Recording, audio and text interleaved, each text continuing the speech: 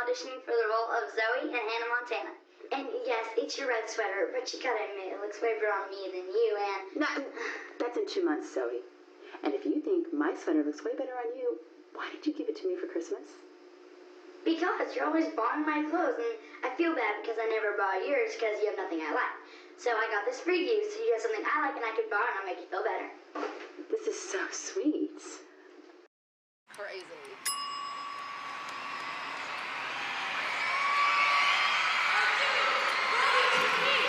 Miley Cyrus!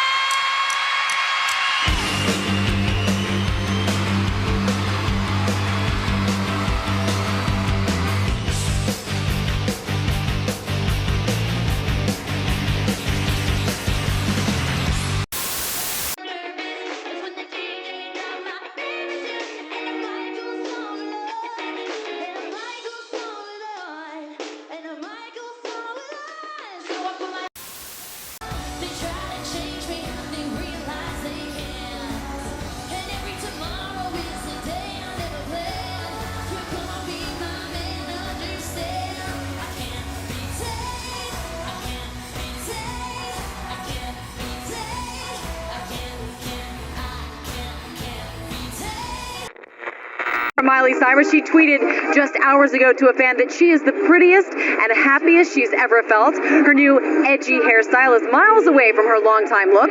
Gone are those long locks. In their place, a platinum pixie punk.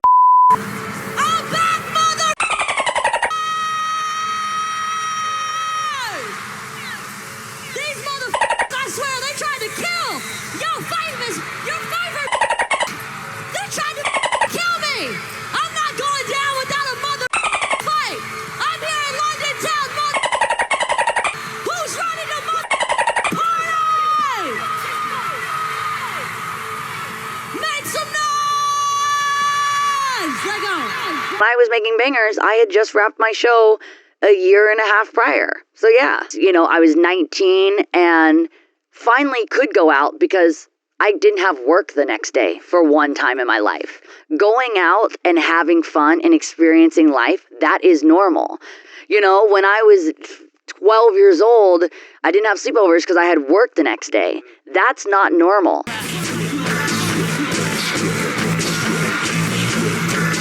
I'm shutting my stuff. That's right, London town. Fucking bangers. And now, back to this bitch that had a lot to say about me the other day in the press. Miley, what's good? Hey, we're all in this industry. We all do interviews, and we all know how they manipulate. Nikki, congratulations. And just because the VMAs have already started doesn't mean that the voting is done. You can still vote. I grow and evolve and change very quickly. Especially with this record, people have been asking me this is kind of like a reintroduction of yourself, introducing the new me, and that's not it at all. You got to put it out while I still live in Malibu, because I'm spending most of my time in Nashville now, and that's what happens when I take too much time on a record. It's well, you're singing about Malibu, but you don't even live there. It's actually this me as a person that really embraces all the past myself as well. Go sit on a bicycle and go to the very top of the hill. And watch how fast you go downhill, and it's going to be easy. Now do the same thing. Sit on that bicycle and go uphill. It's not going to do it for you. You're going to have to work your ass off, and you're going to feel it the next day. But it's going to be worth it because you did something. You did something that you thought you couldn't do. And that is what I'm doing here tonight. I ask, the universe every day, give me something that scares the out of me, and then I'm fucking do it. Dude, this is daily that I change, and I actually really don't like when people, say that it's being fickle or because I said, if I say something 5 minutes ago, that's what I said 5 minutes ago because I believed it. But I've had that in a lot of, friendships, relationships, collaborators, because I evolve just really quickly and change really quickly. And everything that happens changes my experience. And when you make a record, especially the way that I used to actually make albums, you have to turn that in half a year before anyone's going to hear it. Your senses aren't really so attached to those memories anymore.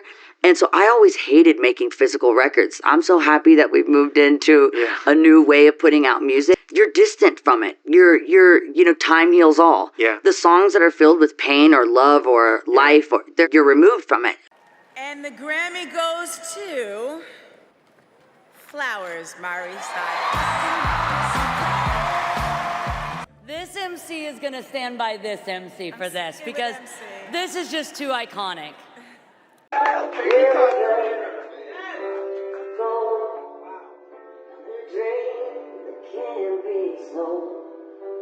We were right till we weren't. Built a house and watched it burn. I didn't want to leave you, I didn't want to fight. I started to cry, but remembered I started finding some flowers. Write my name in the sand.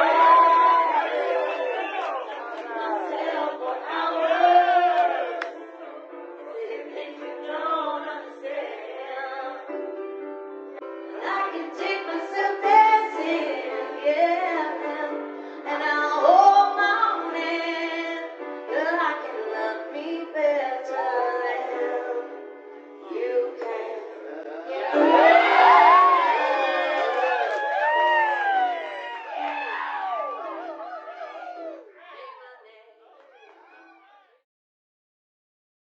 I remember the premiere of Hannah Montana. Before that, my Disney icon was Raven-Symoné. Still is, honestly. She, to me, was the Beyonce of Disney, if you will. Hannah Montana came roughly a year before That's So Raven went off the air.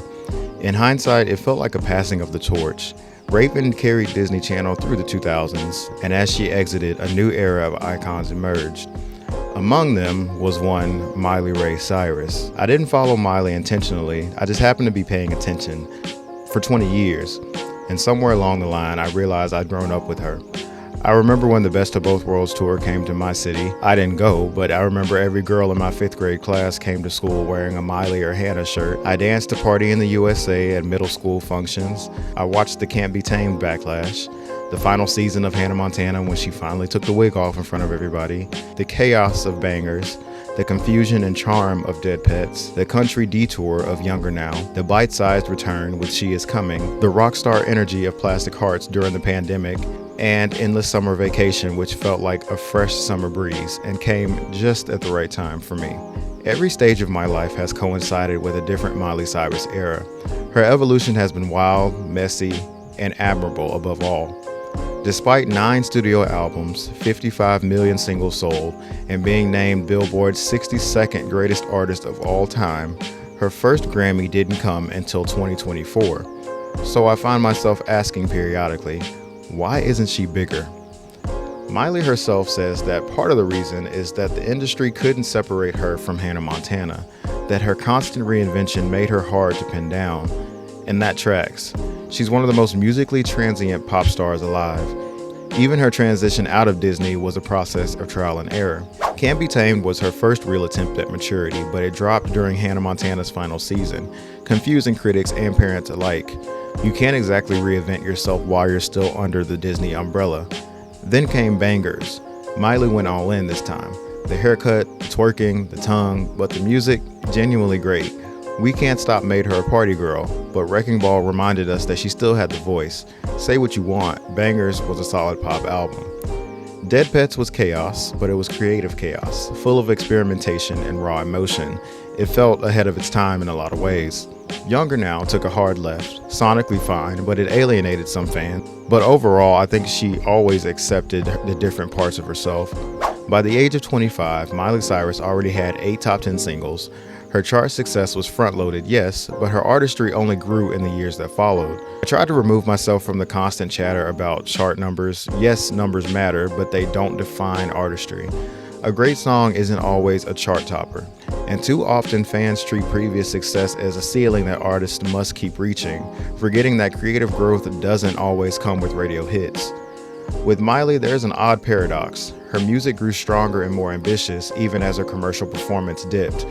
You could blame that on many things, changing public taste, her label's missteps, or a lack of proper support. Her next project, She Is Coming, was meant to kick off a trilogy of EPs culminating in a full-length album titled She Is Miley Cyrus. She Is Coming would be light and summery, and the others would be darker and more introspective. But then life happened. A breakup with Liam Hemsworth, vocal surgery, a label that interfered, cutting songs Miley believed were hits. By the time Midnight Sky dropped in 2020, the vision had collapsed and she had moved on to Plastic Hearts. Still, She Is Coming marked a turning point, a step away from the confusion of Younger Now. It wasn't as wild as Bangers or Dead Pets, but it was honest, transitional, and even in its imperfection, it laid the groundwork for Miley's rebirth. By this point, Miley had nothing left to prove. She'd already accomplished more by 25 than most do in a lifetime. Everything after was just creative freedom. Enter Plastic Hearts, a gritty, glam-infused rock album that saw Miley leaning fully into her artistry. She'd flirted with this aesthetic before, but this time she owned it. Plastic Hearts wasn't a reinvention, it was a refinement. Midnight Sky and Prisoner were undeniable, should have been massive, but her label, once again, pulled back just when things were picking up. Then came Endless Summer Vacation, a deeply underrated album. For me, it defined that year. From Jaded to 1,000 Miles to Handstand to Flowers to Rose-Colored Lenses, some of Miley's best songwriting lies here. Flowers nabbed her a Grammy, sure, but the album had so much more to offer. Used to Be Young, added later, revived the era a bit, but Endless Summer Vacation deserved far more. This era marked a more grounded, centered Miley Cyrus, one who knew exactly who she was. At this point, I understand and respect Miley more than ever. She's an artist in the truest sense, someone who studies the greats, honors her influences, and brings something new to every era.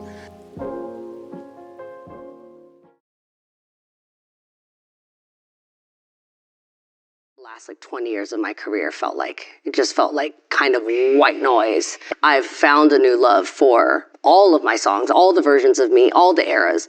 Endless Summer Vacation unlocked something beautiful for me because being and experiencing, love and family and nature, and I found something beautiful. Something beautiful is simply that. Gorgeous, immersive, theatrical, mesmerizing, existential. It feels like a fever dream fueled by unbridled passion. This album is a blatant showcase of underappreciated artistic ambition of Miley Cyrus. Plastic Hearts and Endless Summer Vacation came from an evolved Miley Cyrus. Something Beautiful is no different. Carried by a gorgeously immersive series of interludes to string the project together, the concept of Something Beautiful is sparse. There's not a clear direction. It's just a great body of work.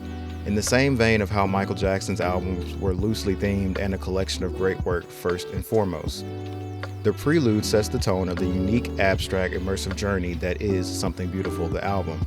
A short teaser filled to the brim with larger-than-life instrumentation backing Miley's spoken monologue that comes to an intense climax that fades as the title track makes its appearance. Something Beautiful, the song, is a musical marvel if you've ever heard one. The verses are drenched in a smoky soul, while the chorus explodes through your speakers with a force that shakes you to the core. This one song makes you feel so much all at once, and it's just the opening number. It comes to an intense head before calming like a passing hurricane. If the title track is a hurricane, then End of the World is the sun coming through the clouds, a beautiful pop number contrasting the previous track. This sounds like what should be a bona fide hit for Miley, and while it probably won't get the attention it deserves, it's still a wonderfully feel-good anthem. Emblematic of the album's overall theme, the song expresses embracing unconditional love in the midst of turmoil. More to Lose is a bit more familiar, calling back to previous ballads that Miley has done.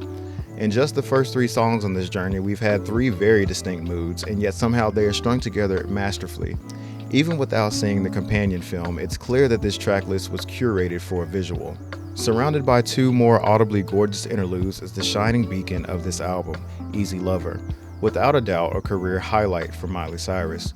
We return to the smoky soul that the title track delivered, a sound that seems tailor-made for Miley's voice, but this time there's a groove to it. Easy Lover houses a gritty, soulful edge that blends beautifully with the song's pop rock sound. Supporting the vibe are layered elements like bass, drums, pedal steel guitar, and even a touch of fiddle, all working together to create a rich, emotionally charged atmosphere. This one is without a doubt a favorite of mine. Golden Burning Sun actually moved me to tears. I'm not ashamed to admit that. I'm very secure with my emotions. It made me think of that special someone. Shout out to you. You know who you are. Golden Burning Sun is my favorite kind of love song, one that expresses hopeless, head over heels, unapologetic love. It speaks to a feeling of inadequacy in love, feeling like you aren't worthy of this special feeling, but nonetheless begging your partner to never let you go. She's begging her lover to let her love them and promising she'll never let them down. There's a certain beauty to it, underscored with a somber tone. I simply adore this track. Walk of Fame recalls the energy of certain cuts from Endless Summer Vacation, an incredibly cunty song, as the kids say. It's fierce, it's confident, it's Miley Cyrus.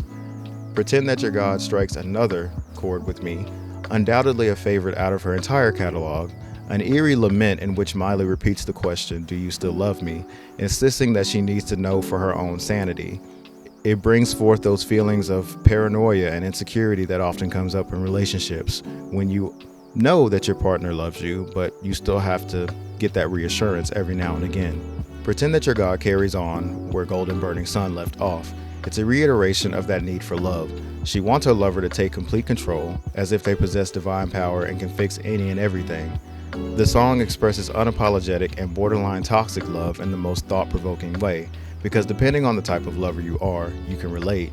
When you're in love, when you're ready and willing to be there for someone at their every beck and call, when that person is all that you can think about, when you don't want anyone else but them, it can feel like you're worshiping them. Love is absolutely terrifying. Love is incredibly humbling. It puts your pride in check. Love isn't logical, but above all else, it is rewarding. The Naomi Campbell assisted Every Girl You've Ever Loved is yet another fierce number, backed with larger-than-life production like the rest of the album. Naomi's narration adds a level of opulence to the record. Reborn is without a doubt the absolute peak of this record to me, and that's saying something considering how much I love every song here. A heart-thumping, wall-vibrating track that harkens back to vintage late-night club cuts, a spiritual cousin to River from Endless Summer Vacation in my opinion. It's a sound that I hope Miley continues to dabble in. The synth ballad Give Me Love completes the journey on a grand scale, ending the record with one final declaration echoed throughout the album, and that's to simply give her the love she deserves and desires. Something Beautiful is the climax in the career of Miley Cyrus. It is a logical grand finale in a sense, as it pulls together the best parts of her artistry and compiles it into a beautifully abstract masterpiece. The album's theme of healing and finding light in the darkest of places resonated within me heavily. Everything has led us here, from Meet Miley Cyrus to Endless Summer Vacation. We are in the midst of seeing another shift in the career of Miley Cyrus. There's a certain self-assuredness in Miley now. She's always been confident and fearless. Anyone who can do what she did at the 2013 VMAs undoubtedly doesn't care about what anyone has to say. But as I mentioned, Miley's confidence feels different now. She's leaning into her status as an icon. Her iconization has completed. She has nothing left to prove. Every album she's done has felt like a piece of Miley Cyrus. Something Beautiful, on the other hand, contains every piece of Miley Cyrus. An album so wholly and completely her. She has let go of the pressure. She fully recognizes her worth. I firmly believe that in the next decade, there will be a serious reevaluation of Miley Cyrus's career that will culminate in the realization that she is indeed worthy of far more respect. The goal now isn't numbers. The goal is to make timeless music. Miley's status quo now is to simply bask in her own greatness, and she does it so well.